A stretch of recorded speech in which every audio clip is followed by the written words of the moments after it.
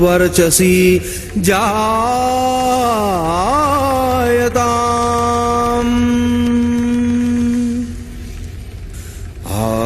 राष्ट्रे राजन्यः शूरैशव्योऽतिव्याधि महारथो जायताम्।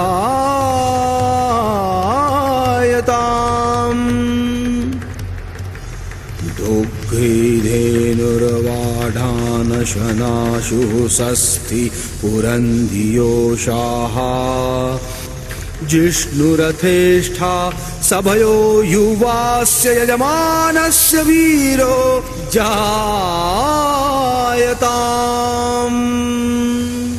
निकामेन पर्जन्यो वर्षतु फलवत्यो नौषधय पच्यन्ताम्। योगक्षेमो न कल्पताम्।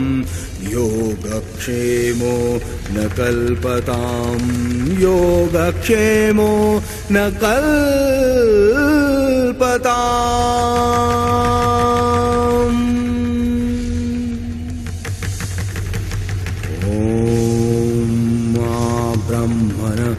ब्राह्मणो ब्रह्मवर्चसी जायताम्।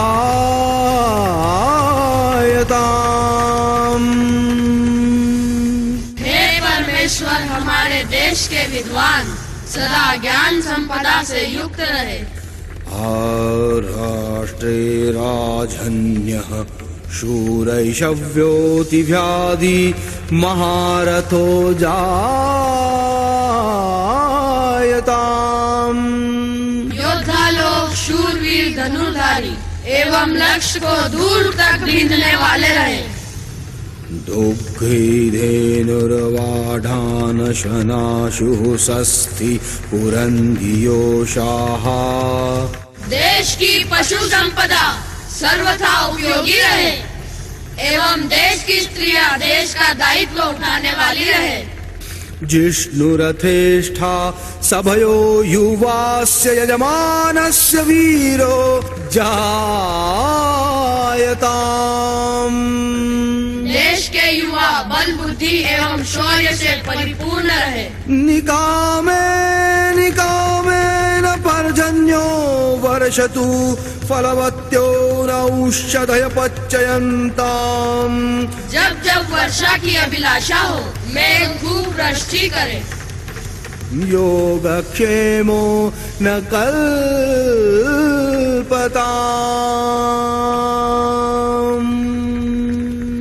हमारा योग एवं क्षेम सदा स्थायी बना रहे। आचार्य, प्राचीन ऋषि मुनियों द्वारा वेदों में वर्णित यह राष्ट्र वंदना अत्यंत ही प्रेरणादायी है। निश्चित ही आर्यपुत्र, प्रत्येक युग में सनातन धर्म एवं सनातन सभ्यता संस्कृति को सहेजने हेतु संतों ने, ऋषि मुनियों ने अथक कार्य किया। समाज को एकत्रित कर नव चेतना का निर्माण तथा नेतृत्व क्षमता को विकसित कर सनातन धर्म को विदेशी आक्रमणकारियों से मुक्त कराया। वो कैसे आचार्य? ऋषि मुनियों ने, संतों ने किस प्रकार यह कार्य किया? क्या हमारे महान पूर्वजों ने शस्त्र का भी प्रयोग किया? निश्चित ही आर्यपुत्र, सभ्यता संस्कृति को संरक्षित करने हेतु ऋषि मुनियों ने, गुरुजनों ने शास्त्र के साथ साथ शस्त्र का प्रयोग भी किया। हमारी सभ्यता को नष्ट करने के हेतु से अनेकों विदेशी आक्रमणकारियों ने प्रयत्न किए। राक्षस, शक, हूण, कुषाण, यवन, मुगल, अंग्रेज आदि बर्बर जातियों ने सनातन धर्म को नष्ट करने के बहुतेरे प्रयास किए, किंतु धर्मपरायण ऋषि मुनियों ने, गुरुजनों ने सदैव इस सनातन संस्कृति की रक्षा की। आचार्य, किस प्रकार हमारे महानतम गुरुओं ने इस बर्बर आक्रमणकारियों से धर्म एवं सभ्यता संस्कृति की रक्षा की? आर्यपुत्र, सनातन धर्म एवं सनातन सभ्यता संस्कृति का वैभव सदैव अन्य लोगों के लिए कौतूहल का विषय रहा है। आर्यावर्त के इस पवित्र भूभाग की स्थिरता, समृद्धता एवं सामान्य जन जीवन में व्याप्त गुरु भक्ति की अविरल धारा तामसिक वृत्तियों से परिपूर्ण अन्य सभ्यताओं में सदैव ईर्ष्या का विषय रही है, और इसी ईर्ष्या से वशीभूत होकर राक्षस, शक, हूण, कुषाण, मंगोल, मुगल, अंग्रेज आदि बर्बर जातियों ने हमारी स्वर्णिम धरा को, हमारी स्वर्णिम परंपराओं को नष्ट भ्रष्ट करने के उद्देश्य से अनेकों आक्रमण किए, परंतु हमारे महान गुरुजनों ने समय समय पर अपने अनेक शिष्यों के माध्यम से इन बर्बर आक्रमणकारियों को इस धरा से मुक्त किया। गुरु वशिष्ठ, गुरु सांदीपनी, गुरु विश्वामित्र, गुरु गोविंद सिंह, गुरु अर्जुन देव सिंह, समर्थ गुरु रामदास स्वामी, स्वामी विवेकानंद के ऋण से हम कभी भी मुक्त नहीं हो सकते वत्स। समर्थ रामदास स्वामी तो छत्रपति शिवाजी महाराज के गुरुवर थे। हाँ वत्स, समर्थ रामदास स्वामी ने छत्रपति शिवाजी के माध्यम से मुगल अत्याचारों से त्रस्त इस धरा को मुक्त किया। आदिल शाही सल्तनत का एक महाभयंकर सरदार अफजल खान हिंदवी साम्राज्य को नष्ट करने के उद्देश्य से बीजापुर से 1.5 लाख सैनिकों की फौज लेकर निकल पड़ा। तुलजापुर के भवानी मंदिर को नष्ट कर वह पंढरपुर के रास्ते से आगे बढ़ा। परंतु आचार्य, छत्रपति शिवाजी ने उसे रोका नहीं।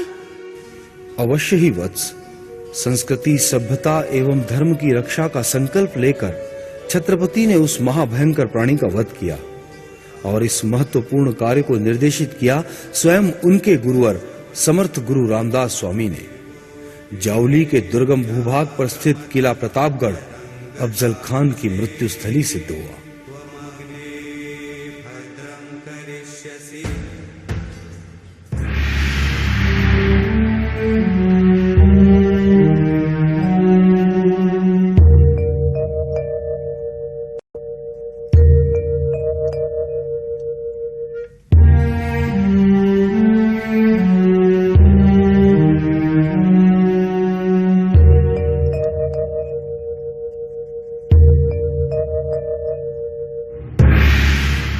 पंताजी काका, स्वराज्य संकट में है।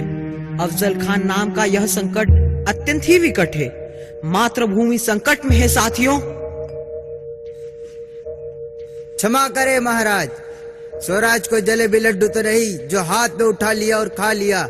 लगता है अफजल खान का काल उसे यहाँ खिंच लाया है। कर्नाटक के श्रीरंगपट्टन के राजा कस्तूरी रंग को धोखे से मारने वाला यही राक्षस है। माँ भवानी की सौगंध महाराज साहेब, सह्याद्री की इन घाटियों में अफजल खान एक बार प्रवेश तो कर ले, फिर उसे मराठा माउलों की शमशीर का तेज समझ में आ जाएगा। कान्हू जी, शत्रु प्रबल है। समय भावुकता से सोचने का नहीं, परंतु बुद्धिमत्ता से बरतने का है। आप विचार करिए कान्हू जी। कहिए बहिर जी नाई, क्या खबर है? महाराज, गढ़ पर गुरुदेव समर्थ रामदास स्वामी पधारे हैं। क्या आज्ञा है महाराज? अरे, गुरुदेव स्वयं यहाँ पधारे हैं। बहिर जी, गुरुदेव को ससम्मान दरबार में लाने का कार्य करिए। जो आज्ञा महाराज। गुरुदेव स्वयं यहाँ, निश्चित ही कोई आवश्यक कार्य होगा। महाराज, यह अत्यंत शुभ शगुन है। गुरुवर का आगमन तन मन में उत्साह का संचार कर देता है।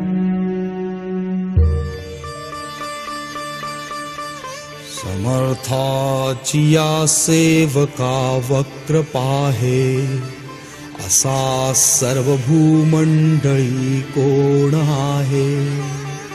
रघुनायका सारिखा स्वामी शिरी, नुपेक्षु कदा कोपल्या दंडधारी। नुपेक्षी कदा कोपल्या दंडधारी। जय जय रघुवीर समर्थ। जय जय रघुवीर समर्थ।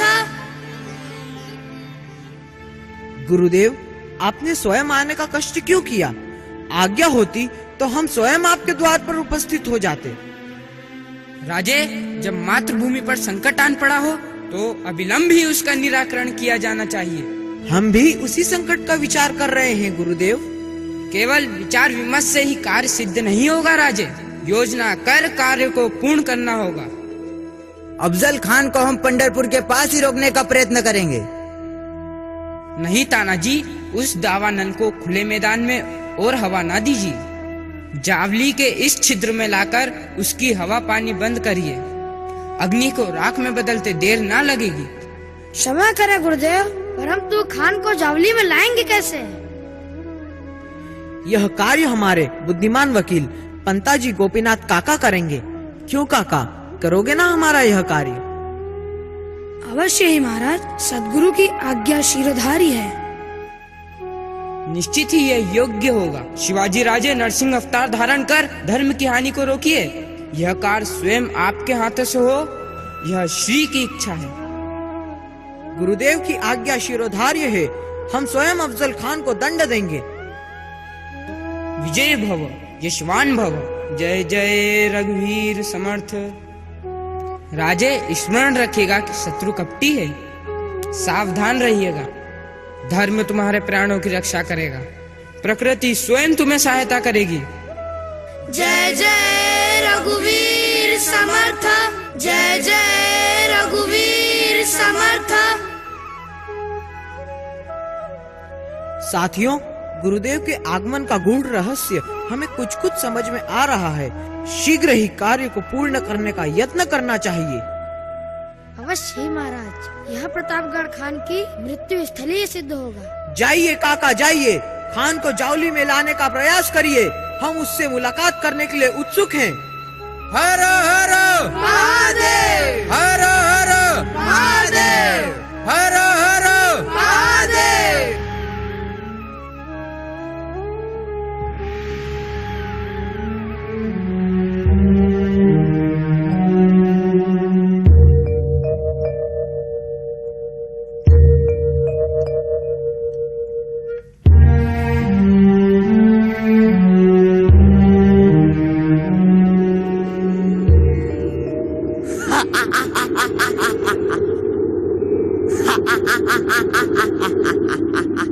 अरे बामन, कहाँ है शिवाजी भोसला?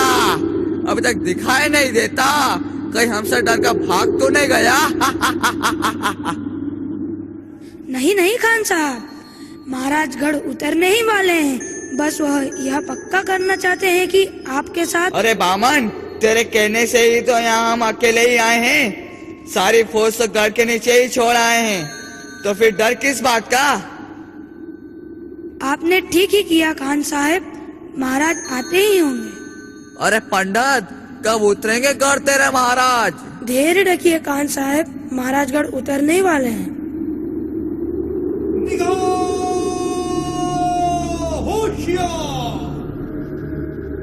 ओ ब्राह्मण प्रतिपालक, क्षत्रिय कुलावंतस, शिव छत्रपति महाराज,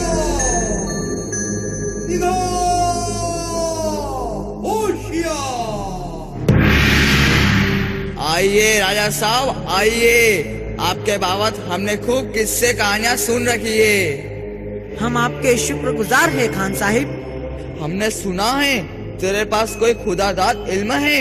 तू आंधी की तरह आता और तूफान की तरह निकल जाता है। तू करिश्माई है शिवा। मैं तो कारण मात्र हूँ खान साहब, करता तो कोई और ही है। सब उसी की लीला है। तू अपनी हिम्मत बहादुरी की शेखी बगाड़ता है, लेकिन बेअदबी से बुरी राह पर क्यों चलता है? आदिल शाह, कुतुब शाह और मुगलों की हुकूमत को ठुकराकर अपना स्वराज बनाने का सपना देखता है। मैं तेरी शेखी को मिटाकर तुझे सबक सिखलाने के लिए यहाँ आया हूँ। मेरा गुलाम बन जा, मैं तेरी जिंदगी बख्श दूंगा। आला हजरत के सामने तुझे पेश करूंगा। मेरी बात मान जा शिवाजी, मुझसे गले लग जा। मैं तेरे को जन्नत नसीब कर दूंगा। शिवा, गले लग जा।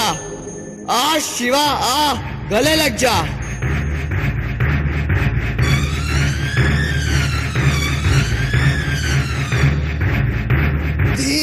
दी दगा दगा या खुदा बचा बचा, या खुदा शैतान ने मार डाला, या खुदा। मैं तो केवल अपने गुरुवर का गुलाम हूँ अफजल खान।